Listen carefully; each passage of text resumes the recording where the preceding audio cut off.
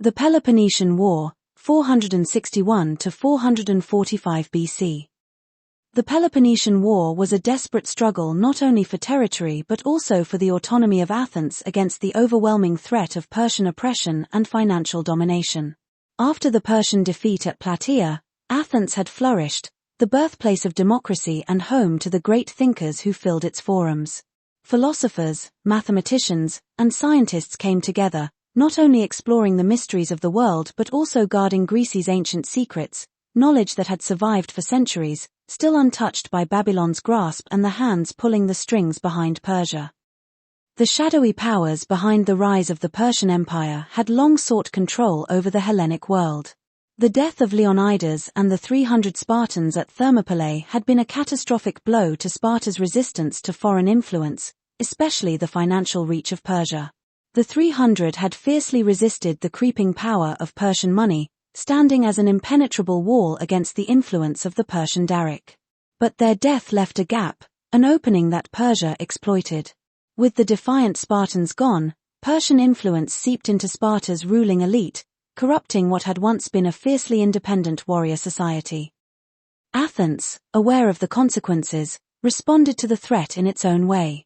The Persian Daric, a symbol of Persia's financial reach, had begun to infiltrate the Greek city-state, and Athens could see the slow but dangerous influence spreading. In response, they minted the drachma, a powerful countermeasure, not only to stabilize their own economy but as a defensive strike against the Persian economic stranglehold. The drachma was more than currency, it was a declaration of independence, a refusal to be controlled by foreign gold. The Peloponnesian War, though often remembered as a conflict between Athens and Sparta, was, at its heart, a battle for the soul of Greece. Athens, in particular, was defending not just its autonomy, but the ancient traditions, spiritual knowledge, and hidden history that Greece had long protected. They were fighting not just for survival, but to preserve the ancient wisdom that had withstood the rise and fall of empires, now under threat from Babylon and Persia. Pericles, the brilliant Athenian general, had transformed Athens into a war machine, ready to defend its way of life. In the early stages of the conflict, Athens' navy outmaneuvered the Spartans, pushing back their invasions. But those shadowy forces behind Persia and their new allies in Sparta had learnt how to fight in different ways. In 430 BC, they unleashed a deadly plague upon the city, devastating the population and killing Pericles himself. With the city in chaos, uprisings and unrest followed, slowly weakening the once great power of Athens. Despite a temporary peace under the Treaty of Nisches, revenge simmered in the hearts of the Athenians.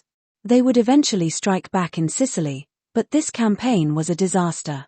With their forces decimated far from home, Athens was left vulnerable. It was exactly what the unseen manipulators had waited for. Now, Sparta, increasingly under Persian influence, took a final, fateful step. They openly allied with the once hated Persians and unleashed the joint might of their armies against their Greek cousins. In 405 BC, at the Battle of Aegospotami, the Spartans and their Persian allies destroyed the Athenian navy, leading to the eventual fall of Athens.